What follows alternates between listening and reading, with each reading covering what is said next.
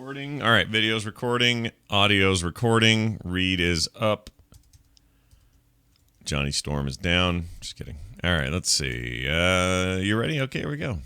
I'm counting it down. In 3, 2, 1. Coming up on TMS, Scott's role in life just got more complicated. Every bird has to fly off sometime. No. Are you tweeting your marriage away? The CDC closes after some dingus lets all the bugs loose. Bieber gets probation. Speaking of dinguses, Christian Bale is up for some weird stuff. Major spoilers. Your emails and more on this episode of The Morning Stream. Who's the leader of the club that's made for you and me? MICKEYMOUSE. Now you can have a Mickey Mouse Clubhouse in your own home. You can put on your own show. I got the light. Here's the camera. Where's Mickey? Who's the leader of the club that's made for you and me?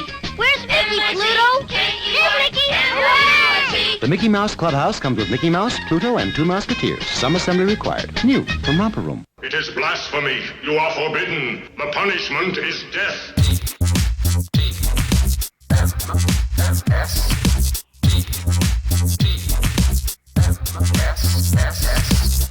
You can't spell the morning stream without remonstrating. This is the morning stream.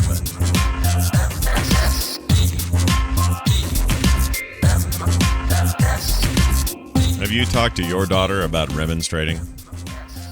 Probably not. Hey, everybody. Gumball, Mickey. Hey, it's the morning stream. Welcome back, everybody. Morning stream for Monday, July 14th, 2014. You might ask yourself, what happened to Thursday's PM edition? Yeah, what happened? What happened there? You said there'd be one, and then I asked all week. I'm playing the role of the listener. I asked all weekend on Twitter and emails where it was. I'm glad those go to you and not me. I'll take the heat on this one because... So here's what happened. All right, by the way, welcome. It's TMS. It's Monday, July 14th. I already said that, 2014. Mid-month already. A week ago today, you were driving to Vegas or home or something. And I was driving home from Vegas, yeah. That's weird to me that much time has passed. 7 days from exact this moment. I think I was trying to get 2 17-year-olds to start packing their stuff so we could get out the door. Yeah, they're bad at that. Notoriously bad. Oh, yeah. So time just flies, and last Thursday... Well, let me dial the clock back. People didn't know this. A few people witnessed it and didn't know what they were seeing, but at Nerdtacular 2014, one Earth week ago, right? The Friday, I guess, so a week and 3 days ago, my daughter's boyfriend, Dylan, pulled me aside and sat me down on a couch. Well, actually came up to me and said, hey, can I talk to you for a bit? I actually did this a couple days before. He said, Right. Can I pull you aside at Nerdtacular? I said, things are a little weird there, and it might be crazy, but you can sure try. And I kind of knew what was going on, right? You could have really had some fun with him, too. I could have. It'll have to wait. But, let's see. There's Nerdtacular. We won't have a chance to talk to then. There's about a week after Nerdtacular where I'm kind of, doing fulfillment and kind of, following up on stuff. And then, there's the week after that. Yeah, exactly. I could have really fiddled with him. And I had some other ideas to fiddle with, but I eventually kind of cracked. I didn't do any of it because he's a super nice kid and I didn't want to be a jerk. But anyway, he says, can I pull you aside and talk? I said yes. And I knew I kind of had a feeling why he wanted to talk, but whatever. You never know. Sure. So, he's texting me during the comics panel I'm on, and he's like, "Hey, do you have a minute?" And I'm like, "Dude, I'm in a panel. I can't come out of here until it's over, but it's over like 2:30 or so, and you can grab me right then and let's go." So he grabbed me, and my daughter's there too, and he says, "I've got to go to the bathroom." I said, "You know what? Me too." I went with him into a weird trip to the bathroom together, which seemed very strange to everybody who was standing there. And we went and just found one of those comfy lounge chairs, out in the little lobby area. Oh, yeah, those are nice. Plopped down. The Hendersons passed and kind of looked at us like they didn't know what was going on. Since then, I've talked to her, and she's like, "Oh my gosh, I've witnessed some great Johnson moment." Like, I guess. But anyway, so he sits me down, and he very nervously and very sweetly and very kind of old school asked me for my whatever you want to say in 2014, my blessing, my daughter's hand, my whatever. If he asked her to marry him, would that be okay? And he's terrified. So I said, boy, how fast can you run? How quick can you run away from a shotgun, boy? Again, you could have had so much fun with this moment. It's like, well, son, what are your intentions? Yes, what do you plan to do? Where do you see yourself in 5 years? What kind of comprehensive plan do you have in place? I could have been a complete dingus about the whole thing. Yeah. Oh, absolutely. And instead I said, dude, we think you're great, and I know where your heart is, and absolutely you have my blessing. And I gave him a big hug, and it was all good, right? Nice storybook moment. Mm-hmm. All right. He says, we're doing it Thursday. And I said, oh, that's great. You don't have to tell me that, but that's fine. And he says, no, I do have to tell you that because you're coming. Oh, what? Wait a minute. What's happening? So we were part of the ruse, me, Kim, and then his parents. We were, and his sister, I think his sister came. We were all part of the let's fool Taylor into thinking nothing's going on weird. She thought Thursday was just, a chance for these two families to just meet because it's their 7-month anniversary of dating, right? So they wanted to go celebrate. You guys hadn't met the family yet. We had not met the family. We had no idea what was going on. What a great opportunity to meet them. Yeah, what a wonderful idea. We shall be linked forever. Exactly. So it's this sunny, beautiful Thursday evening, and so that's why we were going to do TMS early. But then things got weird, and they're like, no, we got to go sooner, and blah. And I'm like, this isn't going to work. So I texted you and said, no, I don't know what to do. We're going to have to postpone it or do something else. And you were obviously fine because you knew what was going on. Yeah, I roll with it. You always roll with it. So I thought, well, I'll be back at a decent time. None of these things were true in the end. It was all just crazy. But we went up into the canyon, Provo Canyon, beautiful Bridal Veil Falls area where there's like big waterfall coming down. And the whole goal was just, in Taylor's mind, was to get a bunch of pictures. So we do this thing where his parents go off in a corner by some nice scenery and somebody takes a bunch of photos. Yeah, exactly. And they're hugging in photos. And what a total bait and switch. Poor Taylor. She's totally. Thinking, I'm going to get some awesome photos out of this. And she still did. She got some great shots. It's just we weren't really there for that, but she thought we were. So then me and Kim, we get up on this rickety old bridge with it's like this picturesque trees and mountain behind us, and we're taking pictures of us. And the whole time I'm going, when is he doing this? When is he doing this? And then I look down, and now it's Taylor and his turn to get some pictures taken. So his mom's got the camera, I've got a camera, and we're taking pictures of them just doing stuff on the road, smiling, hands in the air, just different poses, laughing, whatever. And then while she's got her back turned to him and he's behind her, she's making all these gestures on the road, and he gets down on his knee there with his ring, right? And that's when I click the camera on.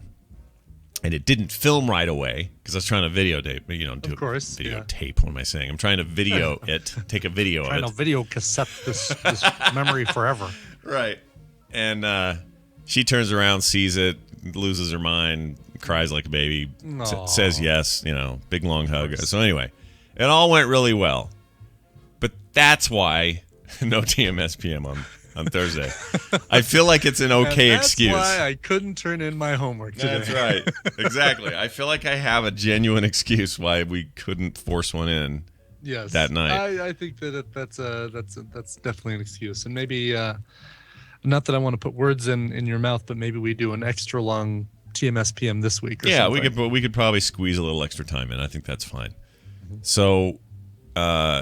Those words fit nicely in my mouth. It's fine. You can put those right in there. It's totally fine. Sure, good. So it went really well, and it's good, and it just freaks me out entirely because I'm about to be a father-in-law. Yeah. And this whole idea just terrifies me, and eventually there's probably children in there somehow, and then that makes me grandpa somehow. Grandpa Johnson. Now, people have said, like Justin Robert Young has said, he thinks I've done it right where we started real early, so I'm young still, while this is all going on. Yeah. She's 20. What am I? 44? Woo! So I can't even say the word without having it. I mean, you're going to have your grandchildren, and you're going to be early enough to enjoy them, and Yeah. I might even not be getting a good deal at Denny's yet when they come. Think of it that way, right? Dude. $4.99 Grand Slam. You can always get a good deal at Denny's. I don't need to be a certain age. Yeah. Just go right now. Exactly. So anyway, the date is September. Later, I think mid-month after the Comic-Con here, so things will be a little less nuts. Hopefully, it's going to be crazy that month, but They've already picked a dress. They've already got rings. They've already got plans. We're all down the path. There's no going back. And she's as happy as she can be, and so is he. Aww. And their parents are nice, and we're nice. Everyone's nice. It's fine. Everything's fine. But inside there's turmoil because my little baby girl's getting married. Yeah. Brian, that means all kinds of things. It means she was already independent. She was going to school and had her own apartment and her car and her, she's hit the life running, hit the ground running. Mm-hmm. And now she's getting freaking married. It doesn't make any sense. It was like yesterday I was at the Ultimate Electronics and she pooped her diaper so bad it went all the way up her neck. That just happened. That was 5 minutes ago. I swear that was just now. Grows so fast. I know. I swear it was yesterday that she was 7 and she was... All right, parents, cover your kids' ears for a second. This isn't dirty or anything, but it's about Santa. Geez. It's a Santa Claus thing. Just cover your ears. All right. It was just yesterday. I'll continue in my voice, in my Jerry Seinfeld's upset voice. When she was like 7 or 8 years old and telling me that Santa wasn't real, and I said, I don't know if you should be talking like that. That might affect your gift getting ability this year. And then the phone rang. Or I left the room, and then suddenly the phone rang, and Kim said, Taylor, it's for you. And she took the phone, and Santa Claus, me on the other line, was going, ho, ho, ho, how can you say you don't think Christmas is real? It's so real, it's ridiculous. What do you want this year? And she was all upset because she thought she may have offended Santa Claus, and we had at least squeezed one more year of belief out of her for Santa Claus. By the way, this call is collect. Do you accept the charges? Why don't you just tell me the gift you want to receive? Anyway, I don't like this. I don't like it. She used to sit in a pile of leaves every fall and be tiny and goofy and had curly hair. And what's going on? Anyway, I'm just feeling very mortal today as a result of all this. And it's all been a bit of a blur. But I'm excited for her. Of course, happy for her. And, September. My biggest problem with it all is I know how this goes, Brian. You and I have been through this, so we know this. You're going to get to September. Yeah. You're going to have all the planning, the guests, the invitations, the dresses, the suits, the stuff, the flowers, the everything, the rigmarole. And then when it ends, you're going to go, I probably should have kept some of that money and not spent it on dumb stuff that's all over now. We could have probably taken that and started our life faster with a little extra money. That's how this is going to go. Yeah. Every time. Right. And I've told her for years, and she's not, it's not like this is a conflict. I think she totally understands it, but it's just, it's not for you. This wedding business isn't for her. It's for everybody else. Exactly. Yeah. Tina and I would have been just fine to all right, let's go to the courthouse. Badoop. We're done. Let's go do something. Go to Vegas and have a bad Elvis impersonator do it. Exactly. I mean, then at least you have something fun to talk about. But no, the wedding, the reception, all that stuff, of course, it's for the family and mostly for moms. Let me just say that. It's mostly for moms. Kind of is. Yeah. Mostly for mother-in-laws. Just throwing that out there. Now keep in mind that her husband-to-be now has a new mother-in-law too. Yeah, well, I know. Kim's so easy though. She's just too. But you know what? Here's the deal. That's part of this deal. There is no. People don't tell you about this, so you don't think about it, or it's so much of a joke you don't connect it. But the mother-in-law connection is just unavoidable, and will always be there, and is always hard. Or has aspects of it that will be hard. It's the way of it. Mm-hmm. Yeah. So my advice to him the other day. Here, you know what? Let me shower everybody with my fatherly advice to the new son-in-law. All right. This is what I told him. I gotta scroll back. I text too many people. Here we go. I said, "Hey, do you want some fatherly advice?" He said, "Yes." Or I said, "Father-in-law-lerly advice. Advice. Jeez, what am I saying? Anyway, he said yes. I said, "Here's my advice. I went through this, so I know from experience. No matter what Kim might want for your wedding, or what your mom might want for your wedding, always remember it's your wedding, not theirs, not mine. It's not anyone's. It's you and Tay's, and it's your new life together. We've had our time. Don't let any of us tell you what to do or how to do it. Always side with Taylor, and she'll always side with you." Boom! Wow. That's some deep business right there. I was on a roll that night, and he appreciated it. I don't know if he appreciates me now putting a private tweet or a private text up on the radio. But right up into exactly for everybody doing. You know what? No, that's a great sentiment, and it should be shared and appreciated by more than. Well, good. I'm glad you feel that way. For sure. All right, so that was all making me a big softie as it was anyway. Now let's get to what really made me a softie this week. That bird, not the one I ran over. Okay, right? Not the squished one. That one's that one's gone. He's in a better place. Yeah, exactly. Or in another place, anyway. We shall never speak of that bird again. Well, then there was Redemption Bird, right? That came later. That my niece found. It was the same problem. Kicked out of the nest early. Rings weren't developed. Whatever. Carter took it on because it had to go to camp. My niece had to go to camp, so we had it for a week. Had this bird for a week, and we got finding like nonstop. Oh yeah, and we have Instagramming or whatever. Yeah, and I'm completely attached to this bird, and and we eventually moved it out of this little cage we had outside because it was getting better and it was flying more and it looked like it was gonna start going for it, right? Yep. So we put it out in the yard. It's a robin, I think a female. We figured out from photos and things, and except we named it Batman, but whatever. It's a robin named Batman. Yeah, Robin, you got the See, look, you get it. I love that. So that bird's flying around the yard, and anytime you'd go outside, you'd hear it go beep, beep, beep from somewhere, and then fly down and land on you. It just loved people, loved us. Wow. And so I would go out there and sit on the bench, and it would come out of nowhere, and it would come and it would just light on my chest and sit there and cheep at me. Oh my God, that's so cool. And then nestle down sometimes and sleep. You've become daddy bird. Yeah, we were daddy and mommy bird, and we were feeding it worms that way, and it would do the whole and open its mouth and have you put the food in there. There's a couple of videos of that. It's awesome. It was an awesome little bird. Batman was awesome. Right. Batman the ladybird, right? So we've been days of doing this, and it was really therapeutic for me. I'd go out there and I'd spend like an hour just petting the bird, and no euphemism, just petting the bird, and it would be so serene, and I just Gently stroking the robin.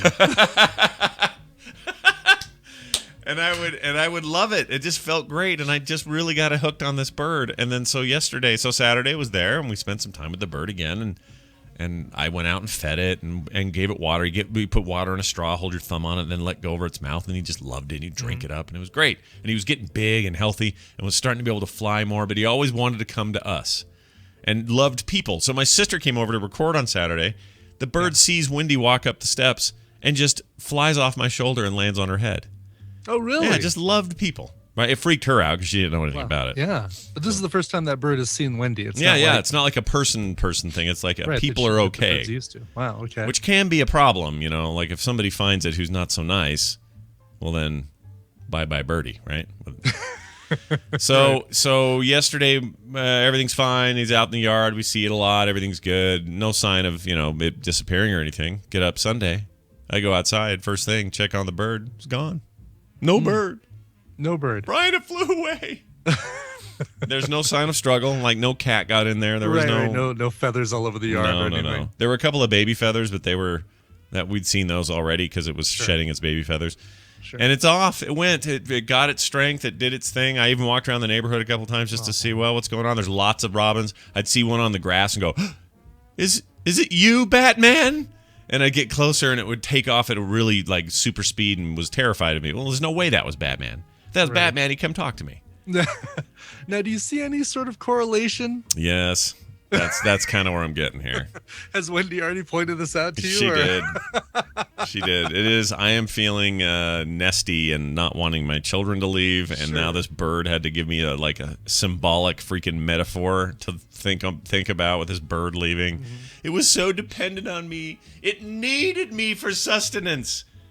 And now it's flown off, and for all I know, it's already mated with some other robin, and they're going to have their own kids that kick out of the nest. That's great. You got to be happy for that. That's that's what you'd be sad if this bird didn't really get to experience the true bird life because it was always hanging around your dumb house. I know, right? Time, right? And yes, I agree with you 100%. See the mountains. I want to go eat worms from the top of the Wasatch Mountain. Yes, very good. Nicely done. There are Wasatch Mountains. That's pretty good. From the peaks of the Wasatch Mountains. Right. Here's the other part of the metaphor that I think I totally get, which is you worry that you didn't prepare it enough.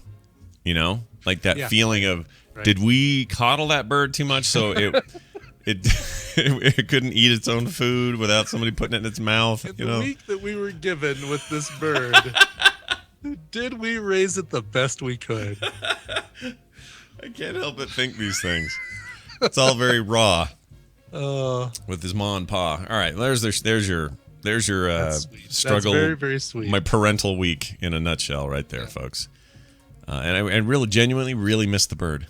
I'm seeing in the future that Nick and Carter are going to get taken out for a lot of ice cream in the next few days. Lots of hugs. Yep. They're going to benefit greatly from all this. Right. It's like, And, oh man, you guys should never leave. And I'm seeing, is it a new cat? Is it a new dog? I think it's going to be a new dog. You think a new dog? All right, let's get the predictions out. You say new dog. I say new dog. I say, I don't know. I have gotten a lot closer to Norman, our snake. He and I are hanging out a lot more. Me and the snake. Yeah. Like that's what I did to kind of, when I was feeling bad about the bird leaving, I took Norman out and just like played with Norman for a half an hour. Aww. Yeah. And he doesn't care. He's just, give me another mouse. What's going on here? It's just the sweetest thing. Yeah. Anyway, so there you go. It's just changes afoot in the Johnson house. And all of it happening in such rapid succession with Nerdtacular in the middle of it and a million business things to worry about. Flurry of emotions is what it is. Yeah, our freaking my health care plan missing or having some weird paperwork problem and canceling coverage and then finding out, well, we can fix it, but we got to go meet. And like it's just too much going on right now. Too much. But we're here to bring you a show. Got it. And talk to a Trek nerd. Let's talk to that Trek nerd. Excuse me. All right. I apologize. I just burped Kiefer. That's what the Sutherland mom used to do when he was a baby. Burped Kiefer? Yeah. You ever had Kiefer? I've told you about Kiefer, haven't I? Oh, it's that new drink you're drinking. Yeah. I have it every morning. Yeah. It's 8 ounces of it. It's basically liquid yogurt, and I love it. I'm not going to lie. I quite like it a lot. All right. We are going to add Daryl. Here we go. Daryl. There we go. Okay. All right. I think Daryl can already get the Denny's deal, by the way. You know what? Daryl's out. Remember, we're pulling in a listener today. I forgot. You're right. Yeah. Thank you for the memories. Thanks for the memories. Thanks for the memories. All right. This is fan edition. My Extra Life is the Skype account. And you're going to call in if you know the answer to this trivia question. Actually, you know what? Call now. Hold on. Call now, and I'll add you to the call. First caller gets in if you want to try to be part of this trivia question. If you win, you'll get a surprise TMS mystery pack in the mail. We will send you a cool thing if you win. If you get it wrong, you get nothing, and we'll take the next caller. Good day, sir. Yeah. Or no, you know what we should do? What's that? Yeah, we can't do another caller. Because then eventually you're going to run out. Well, after four callers, hopefully, if people are paying attention. Yeah, we'll take two. Well, that's what we'll do. We'll take up to two. All right. Because then the second person's not that screwed. Anyway, the Skype account again is My Extra Life. You just dial it in. You don't have to add me or anything. You just call it. We'll add you to this call, and you too could be a big fat winner of. I don't understand why nobody's calling. Why is nobody calling?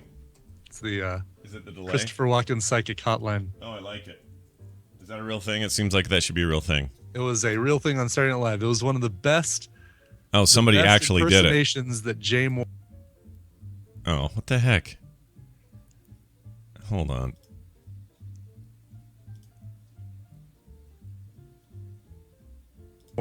Okay, that's weird. Are you there? I'm here. For some reason, it didn't add that person to the call, and it paused you instead. Skype, what are you doing? Okay, who's this? All right, the person that just called. Here, let's try to add him.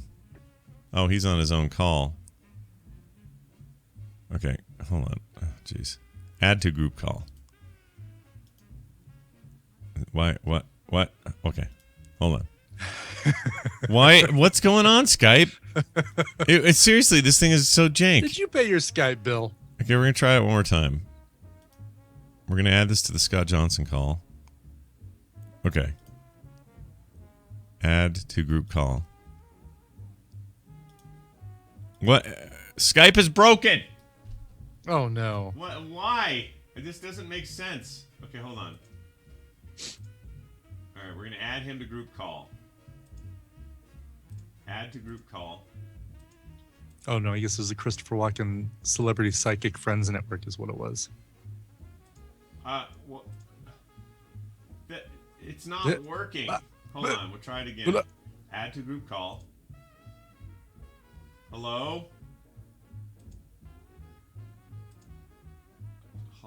Hello? What? There we go. It's not working. I try to accept a call. It says add to group call. It just pauses you and then says there's a call with that guy, but it's also paused, and I can't unpause him until I hang up on him, and then you can be resumed. Does that make any freaking sense? It does not make any sense. All right. You know what? I don't know how to handle this. Let's see. I'll just hit answer and then see if I can merge them. Yeah, there we go. All right. Hello. Are you there? Hello. Hello. Hello. Who's this? Hello. Anyone? This is going well. It's just what you want. Oh, gosh. All right. Can we add him to this now? Can I say resume call? Okay, you there? I'm here. Okay. Is the listener there? No. Oh. Okay, one last try. We're going to try this guy one more time, and then I don't know what to do to it. I just say, I guess I say screw it if it doesn't work.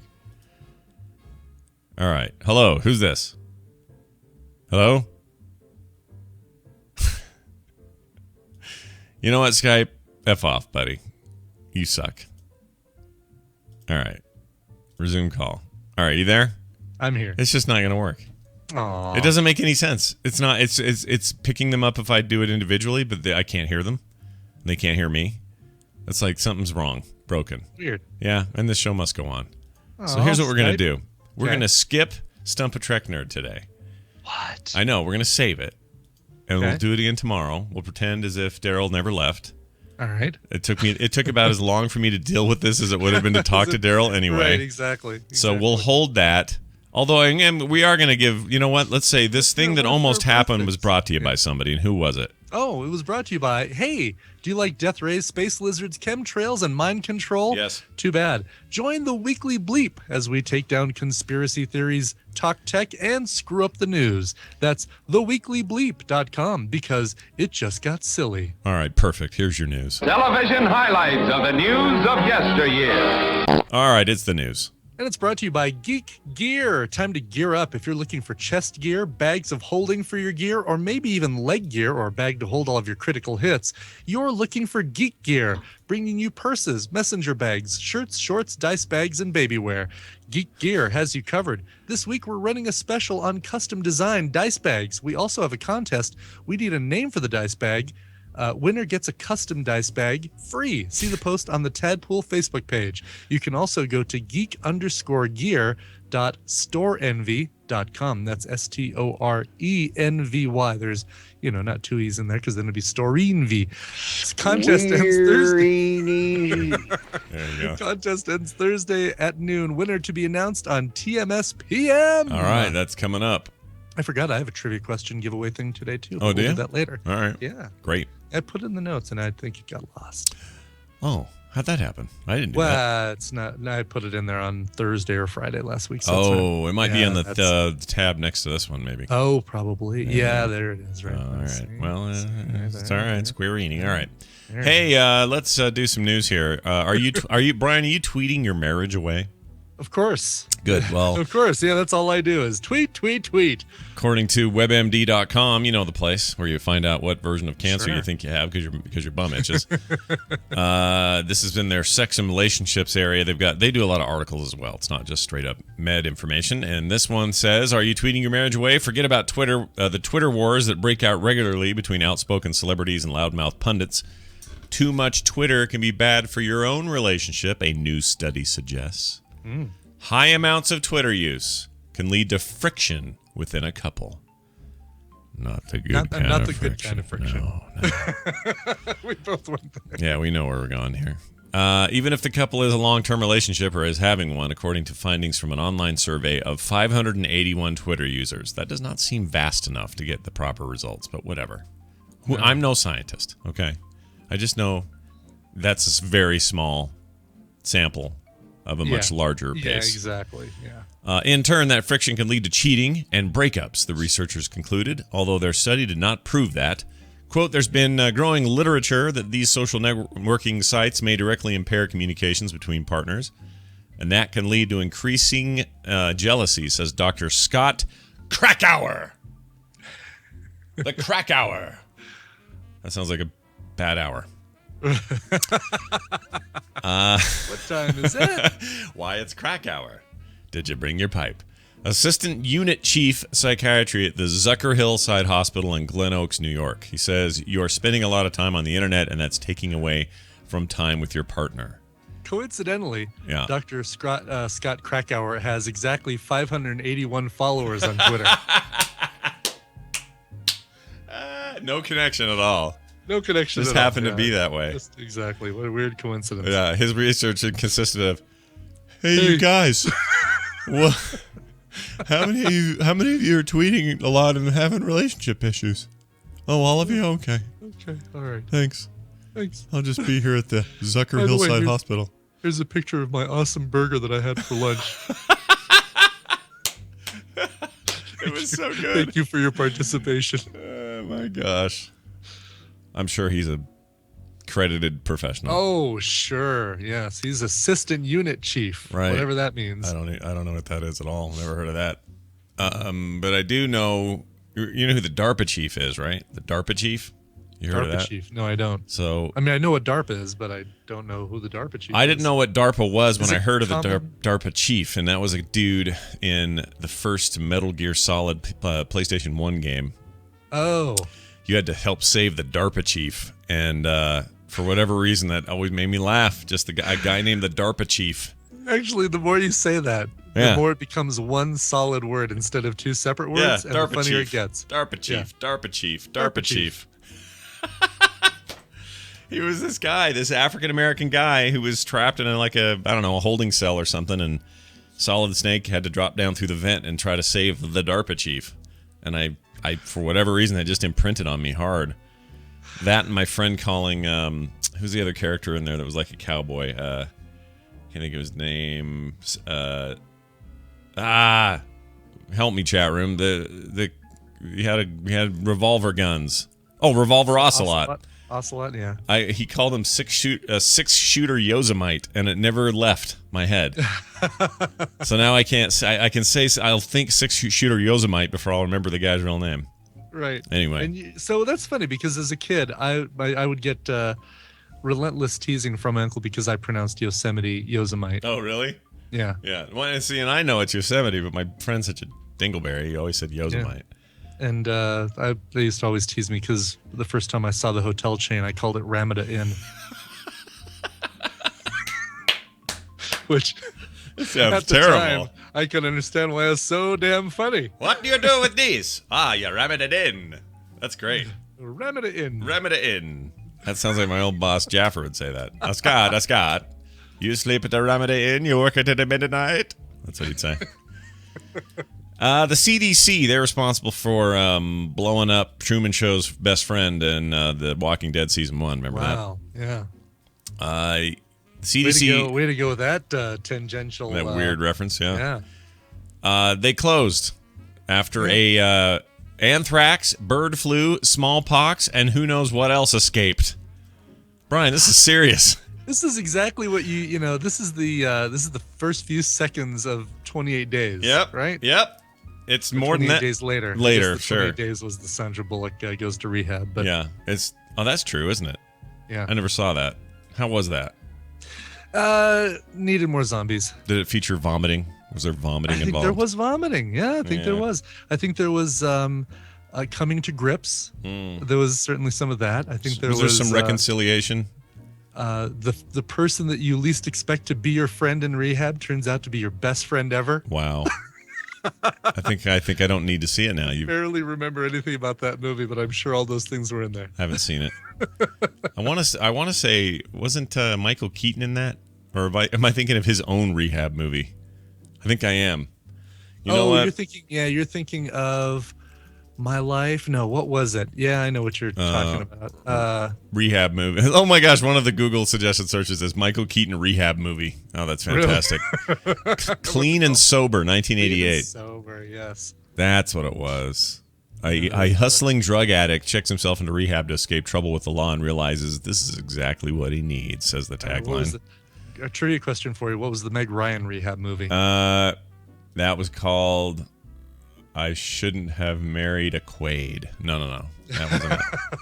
I don't remember. But she had one too. Oh my gosh, they all have rehab movies. They all have rehab movies, yeah. Hey, why isn't that still going? That should still be a thing. Man Loves a Woman with what's his face from the Ocean's 11 movies. Oh, the main protagonist antagonist, I'm sorry, in the Ocean's 11, the guy who owns the the one from You Want to Get Capone? Yes, I'll tell you how to get Capone. Andy Richter, Andy Weiner, Andy. It isn't Andy. Andy Garcia. Thank you, ironic name. That's it. Yes, that's it. Oh, I just saw a picture of Meg Ryan and forgot how cute she used to be before she made herself into Plastic Lady. Yeah. Aw. She would have been fine. Grow old gracefully. Quit dorking around. Oh, that was Banderas? Okay, so I was wrong. Antonio Banderas was in that. Easy Reader says Banderas. Oh, okay, no, then Easy Reader corrects themselves and says Andy Garcia. Oh, all right. Well, the chat room, what do they know? CDC closes. They dumped a bunch of really bad stuff all over the place. This bizarre rabbit hole brought to you by the CDC, letting crap out. Nearly killing us all. The cause of the zombie apocalypse we're all waiting for might just be lapses in safety procedure. The CDC had to close 2 labs this week after mishaps involving live germ samples, and it had decided to stop shipping deadly bacteria and viruses from lab to lab. The Centers for Disease Control and Prevention, which is tasked with disease research and preventing said zombie apocalypse, seriously, they are, has in recent months faced crises involving diseases no less than anthrax, bird flu, smallpox, and more. Closing some labs is the least they can do. The fact that they ship these deadly bacteria and viruses from lab to lab, and I'm hoping it's not like, a UPS kind of thing where it's, can I get tracking on this package, please? Yeah. Yeah. How much would you like to insure this for? What's the minimum I can do? Yeah, $3. $3. What's the maximum I can do without paying extra? Like, oh, this tube came in mashed up. Like this food we got recently. Imagine if that was like a freaking smallpox shipment. Oh my God, all in an open tub like that. Right. Don't trust these things. Come on, guys. What are you doing over there? Accident at the CDC lab came when one of those big signs that says 39 years without a fatal accident fell on a refrigerator case full of test tubes. How many of these centers do they have, I wonder? I didn't realize. I always thought it was just one place. Because it says the center. Oh, right. It's multiple centers for disease control and prevention. They got the prevention part right. No wonder they leave the P off. Jeez. DC. You know what it should be? Center for Disease Causes. Because now they're spreading them everywhere. That's just freaky. Because is freaky. These are things that are supposedly eradicated, right? But they still have handfuls of it. God, I mean, you're just visualizing these things, these problems happening, and then they just basically like the doors seal up. You want to imagine like big steel doors come down in front of the shung. Yep. Yeah. And people are like, people where's Wilson? Windows. Let us out. Yeah, let us out. It's shut down too quick. We can't. Where's Wilson? What's the deal with airline food? Get Mendoza. Get Mendoza. Whatever you do, don't forget us and get Mendoza. We got to get Mendoza. All right, there's your CDC news, and that moves us straight into talking about our friends. Ooh, I'm gonna. Oh, what? Of course it does. I was gonna say, of course, the sponsorship comes right. You know what? I'm gonna flip the switch and say it takes us to Squarespace, because Squarespace.com sponsoring this entire week, and we love Squarespace.com. And you're like, you know what? I want to make a website that chronicles the failures of the Center for Disease Control and Prevention. Well, I got news for you. I have a simple, easy, and powerful way to do it. All the tools you need to make incredible websites right there at Squarespace.com. My favorite part about Squarespace is how easily things translate to mobile now. Because what good is your website if it doesn't look good on a tablet or a phone? Mm-hmm. And they make that possible with many templates. It's just simple, easy, does it for you. You don't have to worry about it. They call that responsive design. And Squarespace is all up in that. The code to use at checkout is morning. And the reason you want to use that is they're going to give you 10% off. Now, try the trial first. No credit card required. Don't have to pay a dime. Just see if you like it. And if you're cool with the trial, and I think you will be, and you decide you want to stick around and do more, build a store, make a portfolio, whatever you want to do, use the code MORNING at checkout for 10% off your account at squarespace.com. That's squarespace.com, and the code is MORNING. My voice cracked. The code is MORNING. Chairman J. Parnell Thomas of New Jersey opens an inquiry into possible communist penetration of the Hollywood film industry. It's Celebrity Poop, and it's brought to you by... When Michelle met Brian, she thought they would have a family of 4. With Morgan making it 3, time has gone by, and number 4 has not come. Brian and Michelle would like your help. I read that oddly over-dramatized, didn't I? They would love to add another little one to their family, but they need you, not for money, but for spreading the word. See tiny.cc/helpusadopt for more information on how you can help. Yeah. I hope that's working. I do too. Such a cute family. Plus, Brian and Michelle are awesome. And he's taller than me, which is freaky. He is a tall guy, yeah. Big, tall dude. Justin Bieber. How do you want to say it? I don't know how you say it. Bieber? I don't say it at all. All right. Gets 2 years probation for his egg pelting incident. The pop star Justin Bieber pleaded no contest to misdemeanor vandalism on Wednesday for pelting a neighbor's home with eggs and was sentenced to 2 years of probation, the Los Angeles County District Attorney said. The 20-year-old Bieber, who was not present in Los Angeles Superior Court for his arraignment, was also ordered to pay $80,900 in restitution, serve 5 days community service. Oh, dude, we're going to see him in like an orange jumpsuit out on the freeway? That'd actually be great. Oh, that'd be great. And complete a Orange anger... is the new Bieber. Yeah. He's the new Crazy Eyes. Complete an anger management program in what the district attorney called a negotiated settlement. Anger management, that's interesting. I don't think it needs to be anger management. Douche management. Oh yeah, douche management. Manage your douche. Douche management. Well, they do, but it's more of an organizational kind of drawer thing where they teach you how to put them in places and stuff. But Justin. Quote, here's a quote. Justin is glad to get this matter resolved and behind him, said a representative of Justin Bieber's. Said this in a statement. He also went on to say he will continue to move forward, focusing on his career and his music. Really? I think he's focused on other things, but whatever. The singer, whose hit song includes Boyfriend, was accused of throwing eggs at a neighbor's home in an upscale Calabasas, California neighborhood during a dispute in January. It's weird because he's the same age as my daughter, and I think she's about 4 billion times more mature than he is. Oh, for sure, yeah. What happened there, Justin? What are you doing? What's going on, upbringing. buddy? It's all in the upbringing. The money ruined you. I was talking to Wendy this weekend. There's some really cool therapy show stuff coming, which, by the way, to give people some good news, that starts airing next week, next Monday. First episode of the therapy show out and on feeds and on SoundCloud and on YouTube and on wherever I can put it. Stitcher and whatnot. Anyway, one of the things we talked about was money, and the studies that show what money does to people, lots of money does to people, it's kind of horrifying.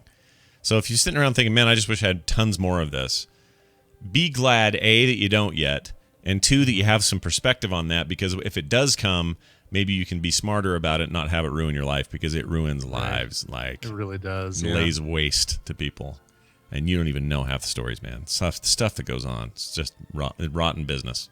Anyway, Christian Bale. Are you familiar with Christian Bale? I am. He's good for you. Yeah, he's good for you. He's the Batman. He's the, what else? He's skinny when he wants to be. American Psycho. Yeah.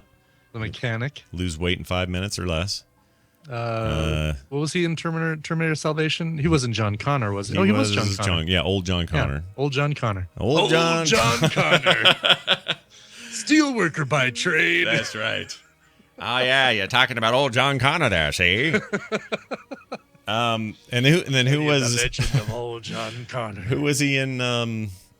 He's in everything. He's in the American Hustle, and Christian Bale is not lacking for work. He's fine. No, the wrestler. Yeah, the fighter. Yeah, the fighter. Yeah. he was in The Wrestler, I missed it. Yeah, that was Mickey Rourke. He was really good in under the folds of Mickey Rourke's. He was in plastic surgery. He was in Batman versus Wolverine: the Prestige. Many movies. Right. He's great, and I still even say one of his best roles was when he was a kid in Empire of the Sun. If you haven't seen that, you can say Newsies. No, I forgot about Newsies. He is in Newsies, isn't he? Newsies. Oh, jeez. No, thank you. Hey, was that a play? Was that a play before it was a movie, or was it a movie before it was a play? Yeah, I don't know. I know because it's been both. I think it was just a movie that looked like it should have been a play. Right. And they said, "Oops, let's make it a play." Second time's the charm. A lot of people, my sisters in particular, love that movie. They think it's the greatest thing ever because they were young then and they loved it. Sure. Christian Bale is being eyeballed as Harry Potter. But how is this? Well, okay, so J.K. Rowling there. Yes. Joanne Familiar. Caracas. Caracas. What's her middle name? I don't know what her middle name is. J.K. Rowling. Joanne, right? It's Joanne. Joanne Kraken Rowling. Joanne, and we'll use this other guy's name up here. Krakauer. So it's Joanne Krakauer Rowling. Mm-hmm. It's the Krakauer. She's putting out a new book that is set in the Harry Potter universe when Harry and Hermione and everybody are old adults. And by the way, that character, if you go by character age, like when that character was created, not by the movies or any of that, but right. He's 35 years old on the 29th of this month. Weird. Think about that.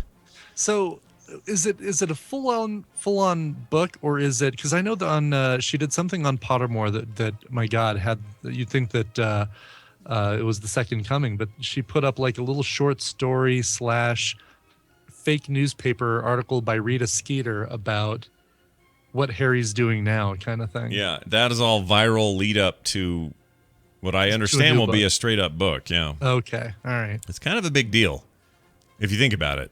It is a big deal. It's a big deal. Yeah. I mean, her mystery novel did pretty well. People liked it.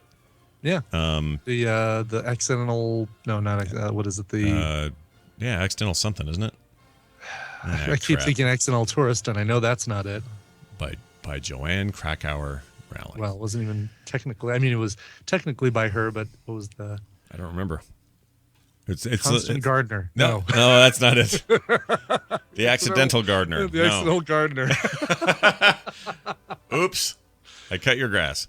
This is when we need a. We need a chat room. What do you guys? Little producer that.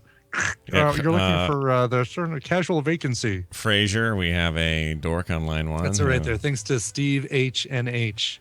Oh. That is the casual vacancy and the cuckoo's calling. Oh, that's it. Yeah, that's it. I don't like that second name. The cuckoo's calling. It bugs me to even hear you say it. Anyway, so this is all just like fantasy idea, but when he is an adult and they make a movie about this new story, who should play him? And I could see Bale. Mm-hmm. I think he'd be pretty good and look all right. Other names people have suggested are Tobey Maguire. No! Yeah, no. Joseph Gordon-Levitt, maybe. He could do anything. Maybe. James McAvoy. Why not pick somebody with a British accent, since, we keep getting British actors playing American roles? Well, Bale could do it. Bale could totally do it. Welsh. He's British. Yeah. James McAvoy, he's British. He could do it. He'd be great. Yeah. No Tobey Maguire. Let's just let's check that off. No Tobey Maguire. No. No Sheila Booth. Who? No. How about the Hermione Granger? Where would you go there? These have suggestions like Scarlett Johansson, Emily Blunt, Anne Hathaway, Kate Winslet. Yeah. Any of those actually be good. Emily Blunt probably would be really good. Yeah. She's British. I think Kate Winslet actually has there's some merit there. Mm-hmm. Maybe her hair could be curly and well, you could do that with any of these, but Scarlett Johansson, no, come on. No. Yeah. I like her, but quit putting her in everything. She can just be, Black Widow for a while. Let her rest. Right. I can't think of any other British chicks. I can't think of anybody else. Who I was thinking? It'd be good, but it'd have to be previous to now, like early '90s era. But what's her name from Grosse Point Blank? Minnie Driver. Minnie Driver would be a great Hermione. Karen Gillan is a good suggestion. Who's that? I don't know who that is. She's in the new Oh God, what is not the Guardians of the Galaxy, but she's in the new Star Wars. Oh, she's in that. yeah. I know who you mean. She's but cool. she shaved her head for something else recently that they announced at Comic-Con last year, and I can't remember what It was some sci-fi thing, wasn't it? Something like that. Yes. Yeah. From Doctor Who. Let's see. Who else are people suggesting? And but Fleur Delacour should be played by. No, not Jennifer Lawrence. No. Gosh, no. She is Garden. Oh, she is. She's Nebula. She is in Guardians of the Galaxy. Okay. Who's Meryl Streep? No, gosh. Sean Bean, Megan Fox. Tilda Swinton should be Fleur Delacour. She should be. We need a weird, tall, strange, ethereal white lady. Now, is there a reason that Daniel Radcliffe wouldn't be old enough to play the older Harry Potter at this point? Well, if it's set when Harry's in his 30 to 40 range, probably not, because he's like 22 or something. Yeah, maybe. All right. A little young.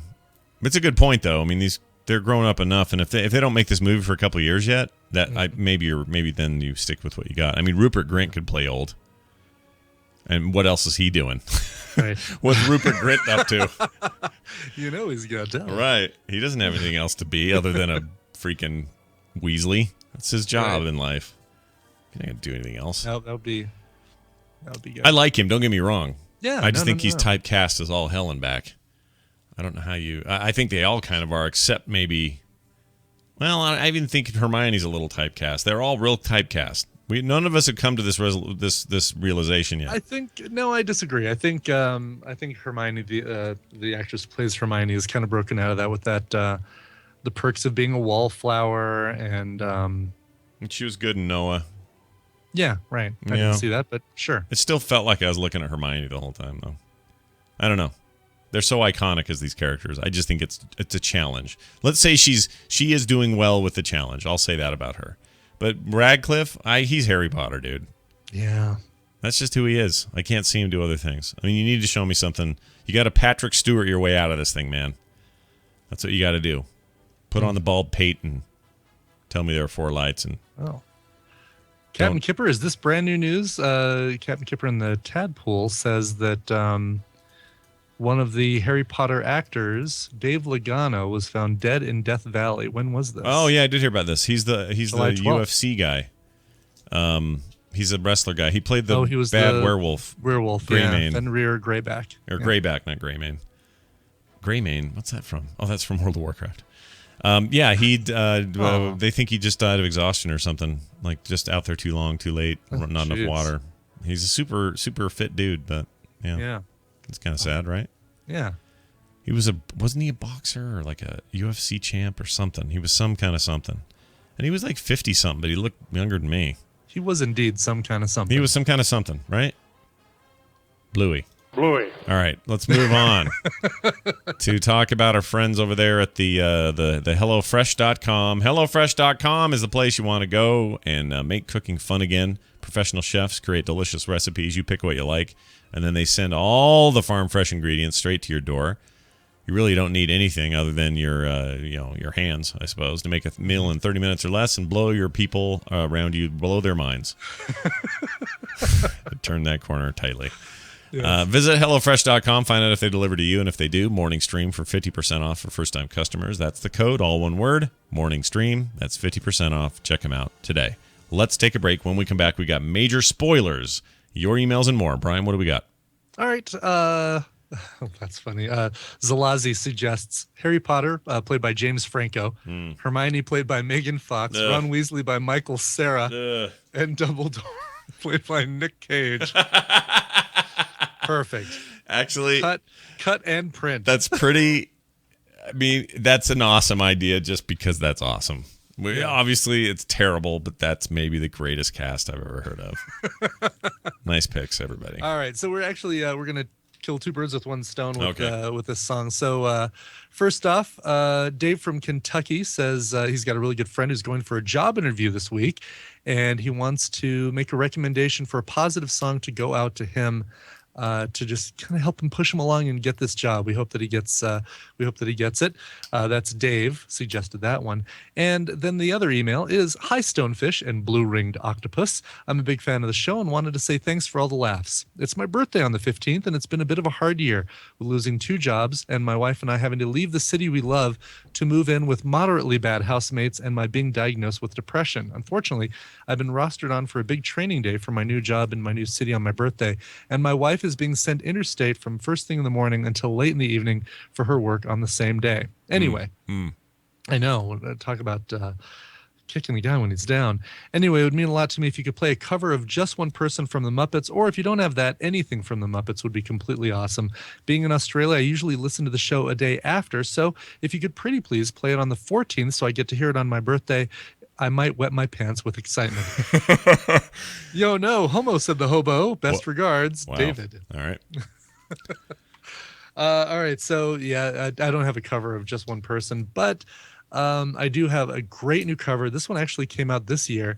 It's fantastic. It is Rainbow Connection from this brand new album by Z-A-V. That's Z-E-E-A-V-I, and it's the new album is called Z-A-V's Nightlight, and it's a bunch of songs that work well as lullabies, but they're also really, really sweet and pretty, and it's just a really, really good album. I'm really, really digging it. Z-A-V and her cover of Rainbow Connection.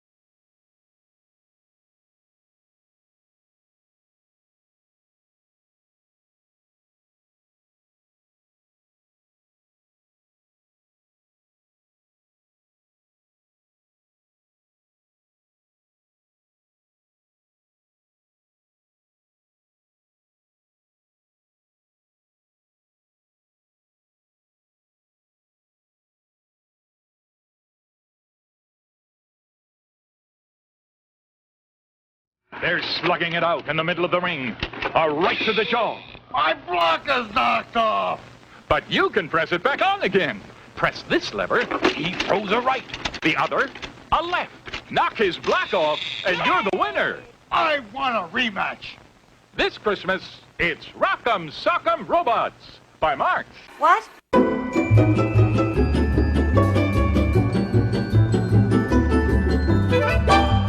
The morning stream. The sugar and cream in your coffee. Aw. Scott Fletcher, ladies and gentlemen. Always a good time with Scott Fletcher. It is, yes. Yesterday we did a new film sack. Just a reminder that you can go download that episode. It was really fun. Had a good time. Fletcher had a friend. Yeah, he did. And the movie involved things like Windiggy. and and what else? That's it. That was it. All this. He was licking me! So worth your time.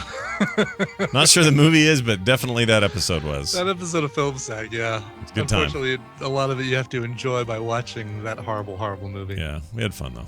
I had a nice time. All right, let's call. Assuming this works. Mm-hmm. Oh gosh, yeah, no kidding. We didn't even think about the fact that our call now. Well, it's only when people call me, I think. So I think we're okay. Okay. Yeah, adding him should be all right. Let's give it a shot. I think I have a theme for him too. How about this one right here? Ladies and gentlemen, it's Steven Schleicher. Good morning. Good morning, Steven. Yay! How's it going, man? Good. Probably not as exciting as all the things happening at the Johnson house. Oh, things are nuts, man. It's crazy. Just imagine your boys being old enough to like get married and stuff. You're right. Jury was right. You did it at the right time, because by the time my kids are, 20, 25, however old Taylor is, yeah, I'm going to be like almost 70. Oh my gosh. Hold on a second. Wow. That is insane sounding. So the chances of me seeing grandkids are pretty slim. Oh, wow. All right, you're right. No, whatever, man. By then we got the cryogenic whatnot. Oh, that reminds me, I got a book recommendation, and I know it's old, and anyone who's read it already is like, oh, Scott, we're welcome to 2005. But yeah, I just started reading John Scalzi's Old Man's War. That series. I started with the first book. It's awesome. It's so cool. Well done, and the whole idea is, I don't want to give too much away, but it's where old people in the future, go to. That's all. I don't want everything I say. I'll give it away. That book is really, really good so far. If you want to read something super interesting and well written and great sci-fi, I'm telling you that thing so far is great. Anyway, excellent. Stephen, we haven't had John since Nerdtacular. I know, and we've had all this fun like all week saying, "Hey, it's good. It was great to see you," and all this stuff. But it was really good to see you there and have you there and do stuff and have you and your crew there and the panels you ran were awesome and it was just great. So it was a lot of fun. It was great. Thanks for sitting on the comics panel. That was awesome. Loved it. Yeah. Thank you, Brian, for sitting on the business of podcasting panel. You are awesome. Yeah, it was a good time. I really enjoyed every single minute of Nerdtacular. Can't wait to do it again. I feel like it was just it was a real high point for the event. We should do it 4 times a year. Yes, we should. Oh gosh. I should be in a grave by December then. Steven, so aside from all that, and that was rad, and we'll have video of a lot of this stuff coming soon, just waiting for them to get their edits done. Audio is already up for a lot of this stuff. Those kids did a great job. They really did. They were great this year. Some of them were just super smart as a whip and just really knew what they were doing. That was great. So we'll be getting a lot of that stuff soon. But in the meantime, Steven comes on Mondays. We talk about pop culture, comics, movies, and other cool stuff. And today is no different. I'm looking at this headline here that says new Batgirl creative team and new look take Twitter by storm. And I noticed before you sent me this, I started noticing this stuff pop up and I didn't know what was going on. So can you explain what the hell's happening with Batgirl? Yeah, so there's a new creative team that's taking over the Batgirl title with issue number 35 in October. So we've got Cameron Stewart and Brendan Fletcher are going to write the babs Tarr, who's doing the art. And Barbara and Brendan, or maybe it's Cameron, I forget who, they sat down and came up with a whole new look for Batgirl. It's a different direction for the series. She's not going to be as grim and gritty. She's going to be a little bit more lighthearted. But they came up with a costume that I think has blown people away. They've done away with the latex and the spandex, and instead it's more like a leather outfit, leather vest. It's got gloves and very practical boots.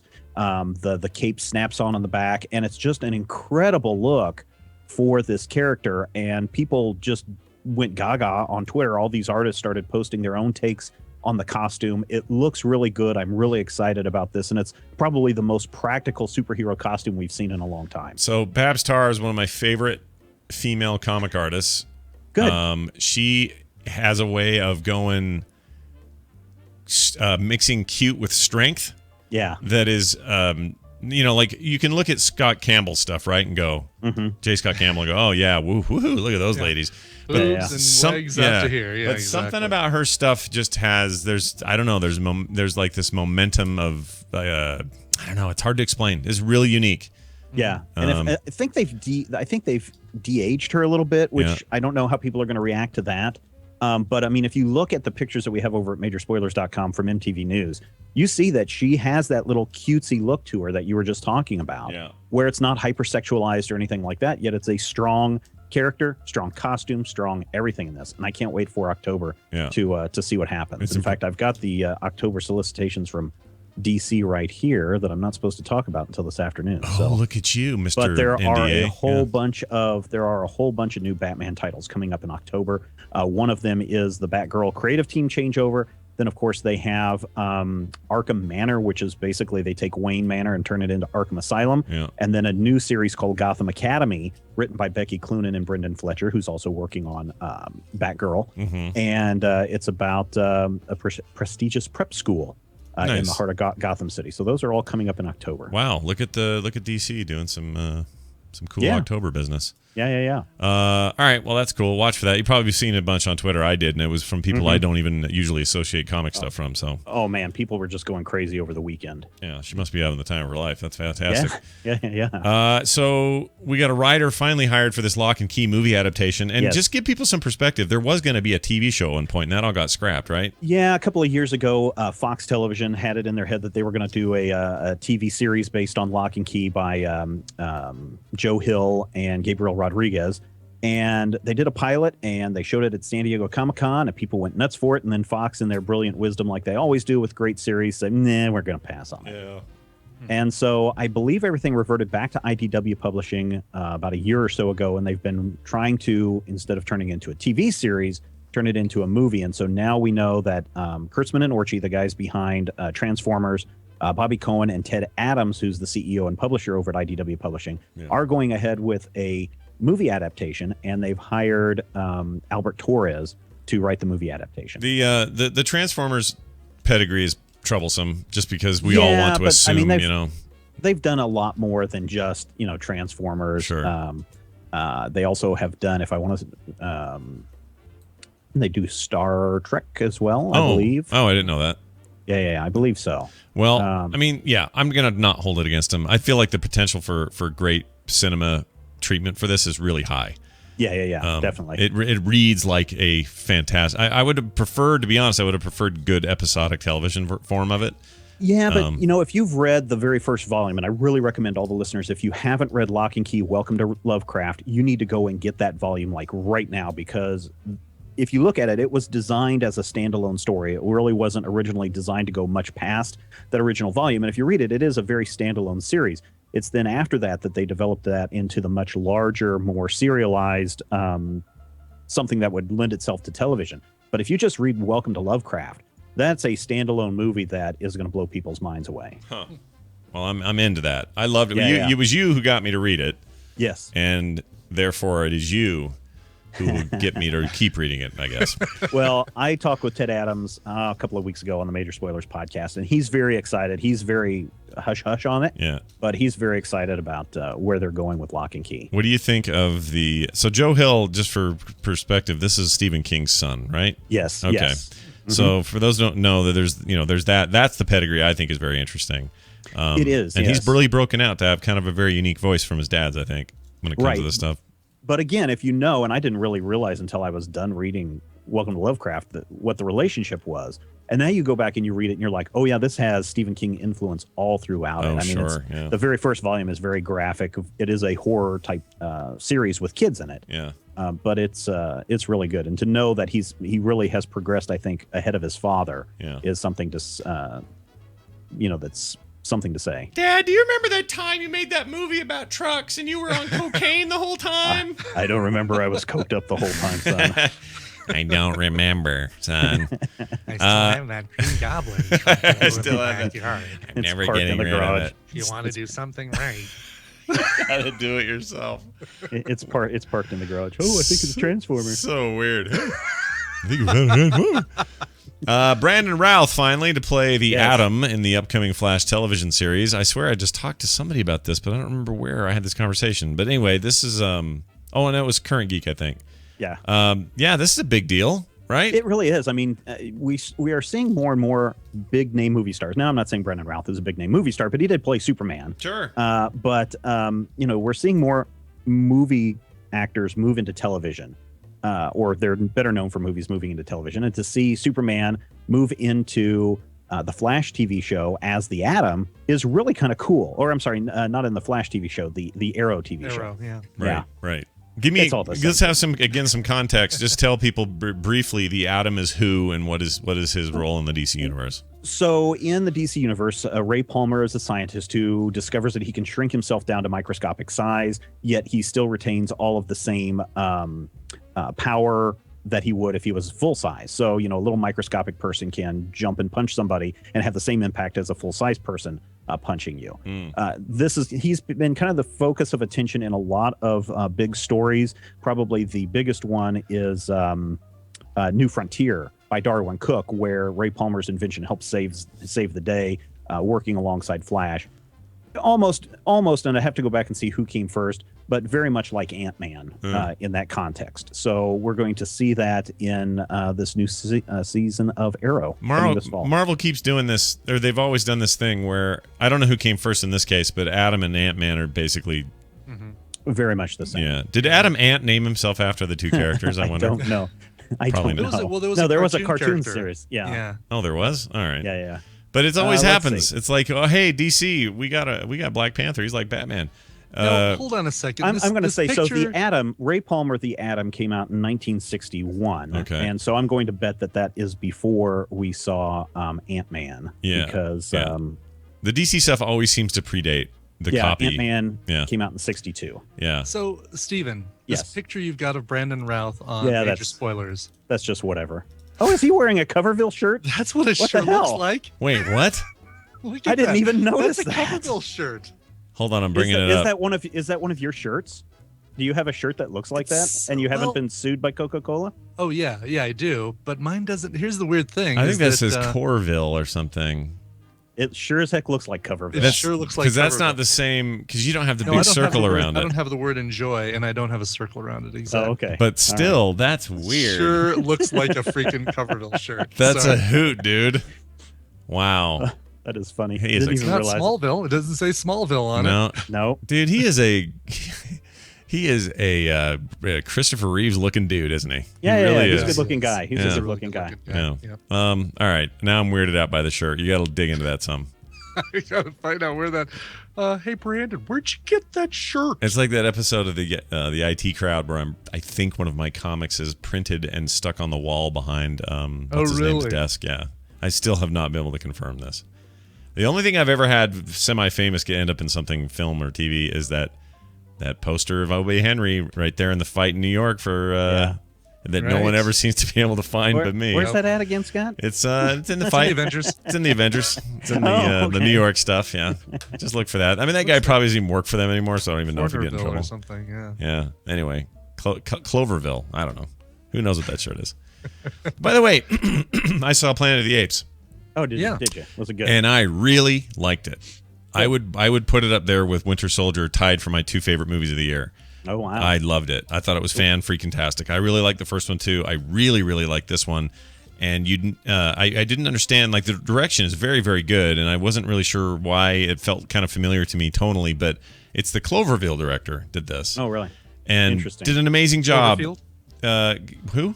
Cloverfield? Yeah, what did I say? Cloverville? Cloverville. I'm still looking at this shirt. Where everything turns Sorry. black and white. Cloverfield is what I meant. And it's awesome. We don't want to push it too much because whoever has that in the movie draft, we don't want them to win. But that movie's awesome. When that comes awesome. out on DVD, people, you must go see it. Yeah. It's in the high 90s for a reason. It's really, really well done. It's really good. Yeah, it took the box office by storm. It made more money in the opening weekend than the previous Planet of the Apes movie. I mean, Caesar they have made one hell of a character that I root for in a myriad of ways. And the first one was like that. This is even more so. It's just intense. It's complicated. I think that's my favorite thing. I did a video about this on Frogpants TV the other day as well, but I like that it's not a simple story. There are real complications to the idea that in a post-apocalyptic human wasteland where everyone's been killed by a virus, except for a few immune, and then them having to decide how to deal with these sentient apes they handle it in ways that is clear, like, this would not be a simple problem. You can't just sew this up at the end of the movie. Like, it's a hard, complicated mess, and there's still some humanity to have in there. It's real good. At what point do all the humans lose their face and start worshiping the big nuclear bomb? Because that's got to be part of the next movie. They're saving that for the third in the series, I think. Yeah, I miss. There's something. As much as those little movies are a big pile of cheese, there is some funny freaking stuff in those that just does not hold up, but makes it awesome. So.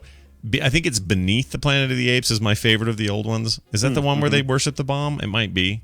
I think it's whatever. It's the one right before Cornelius and Zero travel back in time. I can't Or maybe remember. it's the one right after. I forget. Well, what's the one where the apes end up losing again? I don't remember. Because they ended up telling the stories out of order, if I remember correctly, because there's the time travel one, which I thought was the Dawn of the Planet of the Apes. Or maybe that's Escape from the Planet of the Apes. Beneath. Yeah. Oh, yes. Escape from the Planet of the Apes is where they time travel. And then people are like, well, what happened? And then the next story is the one where they show how the bomb goes off. And then there's another one after that where they're showing that time period, kind of like where Dawn of the Planet of the Apes is taking place, where they're showing this final switch over between the humans and the apes in the power control and the power struggle. Interesting. All right. Yeah. Well, these movies so far are so far apart from what they try to do with those originals. It's so much more of a how would this really be kind of take. And I really appreciate the tone of it. I just think it's great. And you guys would do well. And I think actually kids would do okay in it. It's a little intense in parts, but it's not the kind of, it's as intense as anything, I guess. But thematically speaking, it's just really nails it. And I know a lot of people are like, I don't know, apes, really? It's awesome. Totally should be seen. All right. Well, Steven, it's always a pleasure. You got the majorspoilers.com. There's always cool stuff happening. Anything in particular you want to talk about? Oh, there's this little thing called the San Diego Comic-Con that's coming up next weekend. Yeah. Not this upcoming weekend, but next weekend, the 24th through the 27th. And we've got our coverage ramping up right now. And you can, if you want to find all of it, there's a little button there on Major Spoilers. You can click on it and find only the San Diego Comic-Con coverage, although if I have a feeling that everything on the site in the next 2 weeks is going to be nothing but San Diego Comic-Con. Probably a lot, yeah. But you always preface it all with a little SDCC thing on there, and it'll be great. I want everybody to go over and check it out and get up to speed on what the comic book publishers, the television studios, and the movie studios have in store for us in the next year. I get all this kind of coverage from majorspoilers.com. You can too. Major Spoilers on Twitter. Steven, have a great week. We'll see you next time. Thank you, guys. Bye. Bye See now. ya. By the way, speaking of San Diego Comic-Con, Geekdomware is going to be there, and that's a guy named Topher that I'm working with. He's going to have Smooth Federation Free Play, and of course the brand new album Secret Identity. Is this Topher that was a Nerdtacular Topher? Nope, different Topher. Different Topher, okay. I don't know very many Tophers. No, I don't either. I think I only know. I know two. Well, I know the two that you mentioned. Yeah, I know an actor, and then I know this Topher, and that's it. There's Topher Grace. There's Topher Grace. But booth 833 is Geekdomware. So if you are going to San Diego Comic-Con, cool, swing by there and tell them Brian sent you. Yeah. And say, hey, Brian sent me. Who the hell's Brian? Exactly. F off, buddy. You should say a little more than that. But okay. Yeah.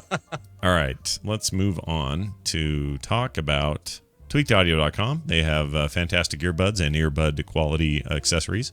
Go check them out at tweakedaudio.com. Get 5 styles, 7 colors. All designed to sound great with music and talk.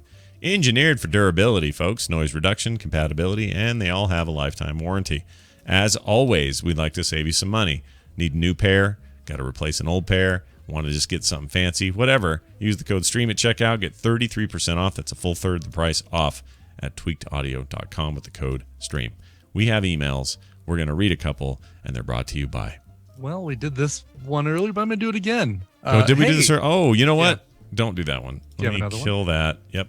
I'm going to put one in there. Let's pretend this is all happening quickly, as if I would edit this, even though I'm not going to. Let's go ahead and throw this in. Here we go. That's a good one. All right there. Okay, you see that? Go. I do now. Emails brought to you by Ellen Bone, who was once known as Lady Illidarian and pronounced... Well, let me try this one more time. Ellen Bone was once known as Lady Illidarian and produced lore segments for the podcasts Epic Dolls and Liquid WoW.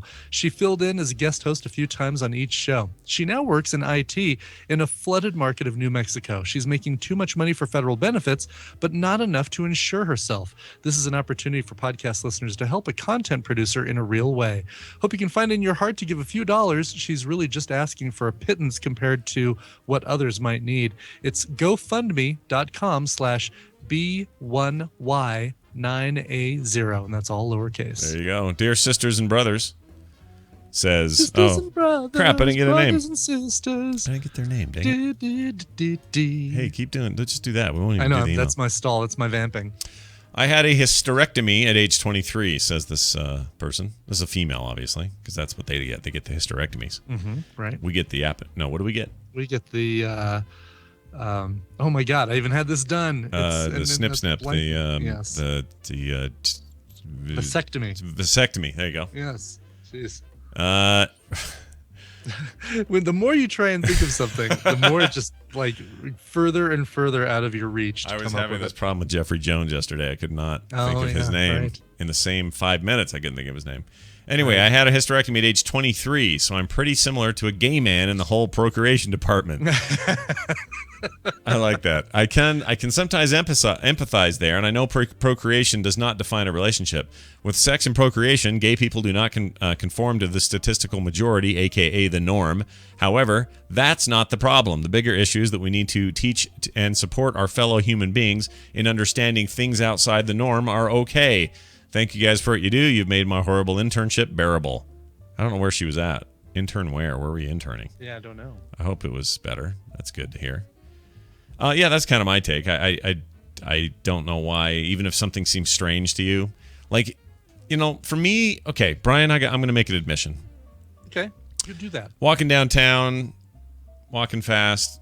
No, how's that song go? Making my way downtown, walking fast, something with the thing, and I don't stop. I don't know how it goes. Anyway, it doesn't matter. That's nothing to do with what I'm going to say. I'm walking downtown, and let's say I see a great big hairy guy with nothing on but leather straps, a leather beret, and a chain around his neck. Sure. Okay. Now that somebody somewhere, that's their thing. They're into that. Right. That's what they want. That's their jam. I will, at my first reaction is kind of recoil a little bit and go, ugh, I don't want this. This isn't me. Now, that's the natural thing to do. That's what people do. Right? I assume a gay dude might have the same reaction or maybe an indifferent reaction or something if he saw, I don't know, a scantily clad lady, right? Might see that and go, that does nothing for me, right? Okay, sure. That's my point, is that we see things that do nothing for us or things that do something for us or whatever. I don't think anyone that is not the thing I think people have a problem with. It's okay for me to not want to make out with a dude.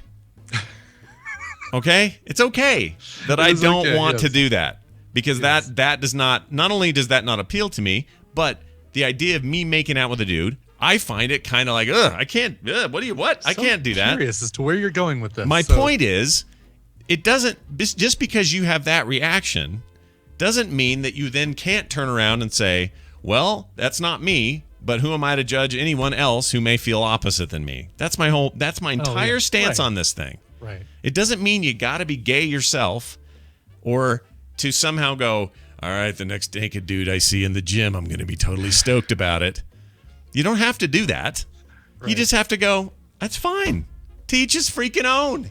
Oh no, totally. That's all. It's so simple to me. Okay, that all I completely agree with that. You weren't sure where I was I headed. didn't know where you were going with that. Yeah, my metaphors suck sometimes. Not my metaphors, my examples, my analogies. Yeah. That's the word I meant. Yeah. My Jeffrey Joneses. All right. Your analogies. My analogies. Ooh, man. Moving on to this one. Hey, stew and broth. Wow, somebody just watched Ravenous. Yeah, I was gonna say. Gross. The other day you were talking to Nicole about Donnie Wahlberg and the New Kids on the Block. In the early 2000s, there was a police procedural TV show based in Los Angeles called Boomtown. I remember this. Donnie Wahlberg's detective partner in the show was Mykelti Bubba from Forrest Gump Williamson. He's also what did they call him in Justified, up in the holler. He's the one that's always cutting meat, and yes, I can't think of his name. Bigger dude, yeah. He's awesome. And he was Bubba from Forrest Gump as well. Same guy. It also has Neil McDonough as an alcoholic attorney. It only lasted 2 seasons. It was some of the best stuff on television ever. The show, love it, Bernie. And I just want to echo this. This was a show killed far too early in its lifespan. Boomtown was really, really good. Kind of off the charts good, but just didn't get an audience, and they went away. I barely remember the name, but I don't. It was awesome. Neil McDonough. Yeah, Neil McDonough, man. Piercing blue eyes. Right, don't quite trust him, but he's kind of hot, you know. Yes. Did we do any clips from him? I don't think we did yesterday. No. Windiggy. We'll use that one. It's just the most random. And then I know I'm mispronouncing it. Okay, why? Well, when you hear it when you hear it in the sentence, it even sounds weird now that we've heard it so much. It sounds like it's 2 separate things. Right here. Windiggy is the stuff of campfires. Would you stop squirming, Lindis? I know I mispronounced it. I'm making a point. It's weird how yes, it's senseless. What's the point of even Windiggy? Windiggy.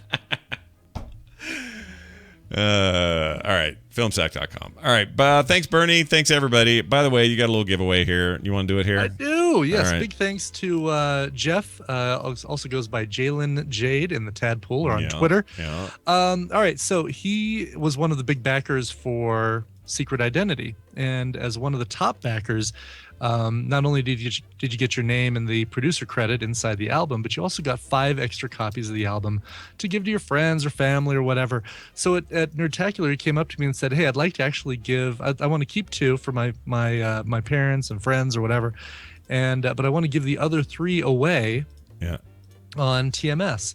And I said, "Well, shoot, that's awesome. So here's the deal. Here's the do. Here's what to do." All right. So you got 2 trivia questions to answer, and you're going to go to bit.ly/secret identity giveaway. So bit.ly/secret identity giveaway. And you got to answer these 2 trivia questions. And then at the end of the week, next week, we're going to have a new trivia question, and we're going to give away one of these 3 CDs, and then we'll just repeat it 3 times. Love it. Make sense? Yeah. All right. I got it. Okay. So the 2 trivia questions you have to answer are: what university did Andrew Allen graduate from? And in the 1960s Batman TV series, the map of Gotham City in the Batcave is a map of what actual U.S. city? Wow. Yes. I don't know Some either good of questions. these. I mean, he's dug deep. What was that sound? Did you hear that? That was somebody on my friggin' instant messenger on Facebook. I've got everything muted here except for. And I always forget one thing, and it's like, bing, that's the one thing that goes off. Hate that mess. You know, can I say something about the app? I don't want to finish your steam on this thing. I want to. Okay, yes. And so it looks like you actually have to do secret identity giveaway as capital secret, capital identity. So capitalize the first letters of each word. So bit.ly/secret identity giveaway. And put in your answers to those 2 trivia questions, and you might win. Nice. And I will... you know what? I will open the contest up to folks around the world. So if you are not in the U.S. and you want to participate, I will pay the shipping to get this thing out to you because it's such a good album. All right, Scott has a complaint. All right, complain away. Here's the complaint sound. All right, here goes. Gosh, that is a complaint. I'm going to yell at Facebook for a second. Dear Facebook, okay. Your app sucks, and here's why. Which of their apps is it? Messenger or Paper or the Facebook app or the How they have Pages to app? launch stuff from within one of them to get to Right. It sucks. Okay, forget about all that though. That's all lame and terrible and worthy of its own complaint. But I am going to barrel into something specific here. All right. That's core to the experience of that app. Every word I type in Facebook's app, you don't have to check to see if it corresponds with somebody's name. It's sometimes I'm just typing the word was and not looking for Walter or Washington or any of that. It's laggy. It's annoying. I hate it. I freaking hate it. Twitter had the right idea with the @ symbol before somebody's name, because then it's like, oh, okay, @ something. Yeah, and you can do it in Facebook too. It's just that they want to try to do everything for you. Yes. Stop it. Can you turn that off? Do I just not know that? I don't know the way to turn it off. I freaking hate it. There's so many other things that bug me about Facebook. Don't make those things make me just run away. I don't want to be around it when you do this.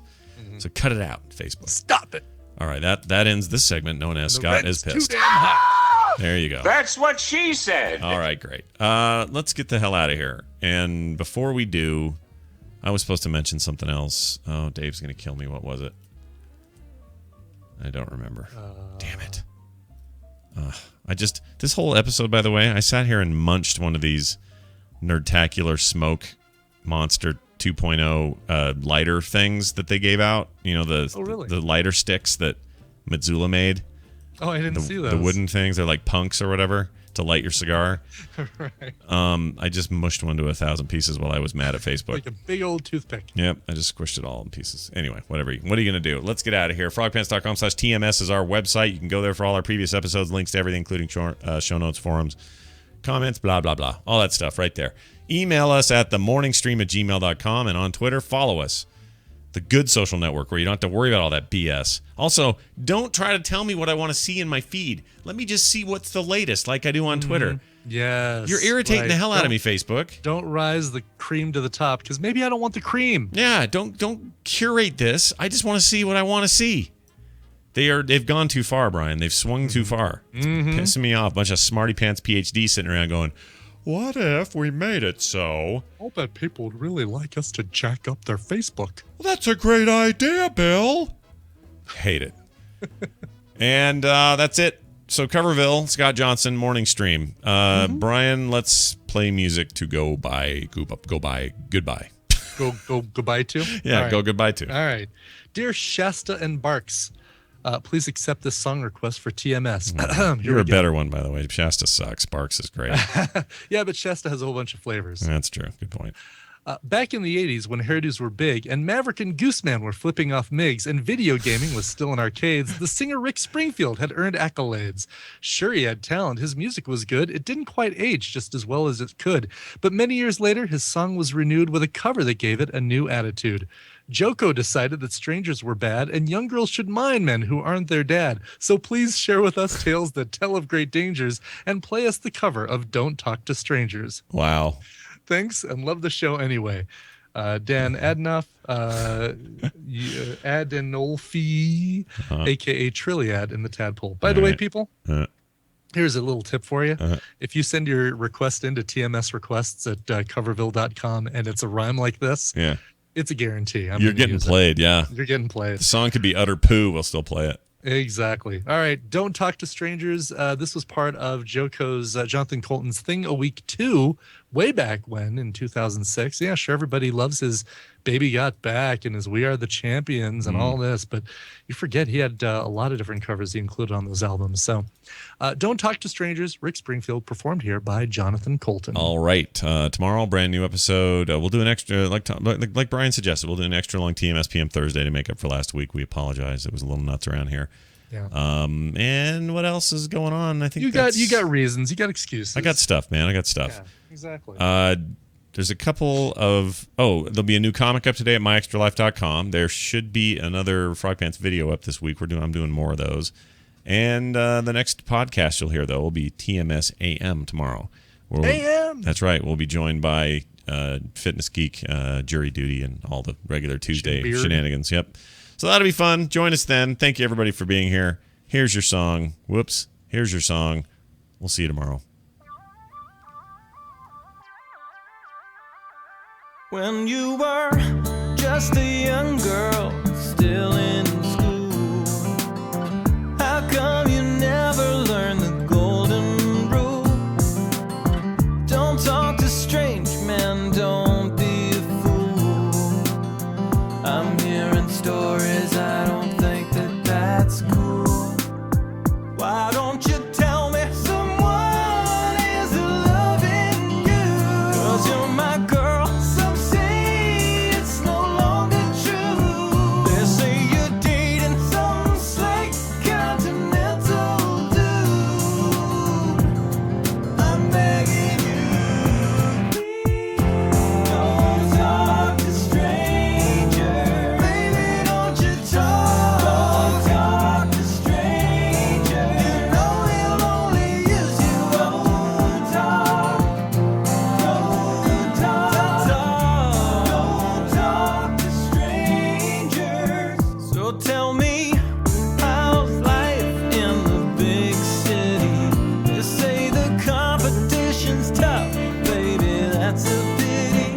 When every guy's an actor, every girl is pretty. I don't like what's getting back to me.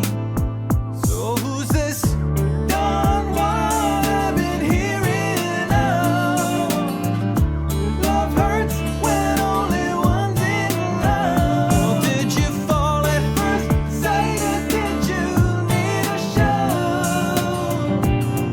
I'm begging you, please don't talk to strangers. Baby, don't you talk to strangers. You know he'll only use you. Don't talk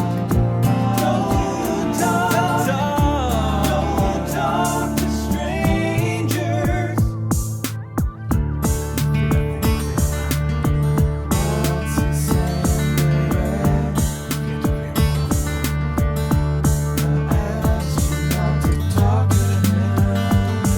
I'm begging you, please don't talk to strangers. Baby, don't you talk to strangers. You know he'll only use you. Don't talk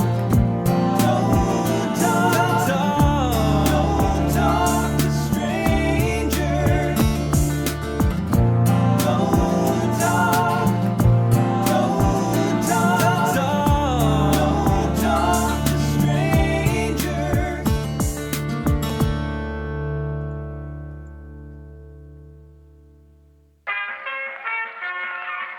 This podcast is part of the Frogpants Studios Network. For more information about this and other shows, visit frogpants.com. Audio program so good, it's like you're there. And a caveman. Oh. There you go. There you go. That's it. That's Oh. what we do right there. Yeah. So tell me, did you get the package from Geek Gear that we were told not to open until we all opened it together? Does that sound familiar at all? There's a box over there. Let me grab it. Okay. Kim Well, did it should be a little bag, like a little. Here, I'll hold it up. Was it a shippy bag? It is. Yep, a little shippy bag. I'll hold it up on camera for you. Oh, okay. Let me look and see. There's a pile of Yours- stuff. Yours is probably going to be in better condition than this one from the USPS. Johnny Storm. All right, let me go check.